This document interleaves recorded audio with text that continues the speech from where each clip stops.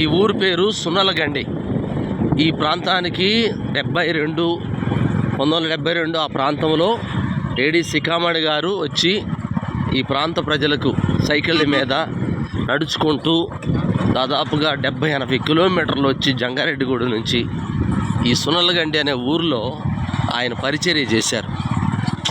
ఊహించుకోలేం. ఇదిగోండి కొండలు, ఇక్కడ ఇప్పుడే రోడ్లు దారుణంగా ఉన్నాయి. ఇలాంటి ఊర్లలో సేవ చేసాడంటే ఎంత గొప్ప విషయం. ఈ ఊరిలో కూడా సున్నలగండిలో కూడా సంఘం ఉంది. ఇదిగో చూడండి, ఇప్పుడు ఈ కాలనీలు కట్టారు, కానీ ఆ రోజుల్లో చిన్న చిన్న గుడిసెలు అని ఇక్కడ బ్రదర్స్ చెబుతూ ఉన్నారు. మేము దాటి వెళుతున్నాం కొండల ప్రాంతాన్ని. అదిగోండి ఆ కొండలు ఎక్కాలి మేము. మీకు కనపడుతున్నాయి చూడండి, ఆ కొండల వైపు వెళ్ళాలి. ఇటువైపు చూడండి కొండలు, ఆ కొండలు దాటి వెళ్ళాలి మేము లోపలికి.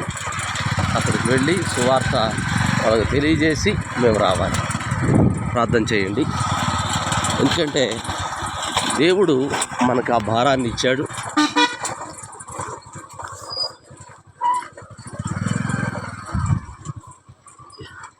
తమ్ముడు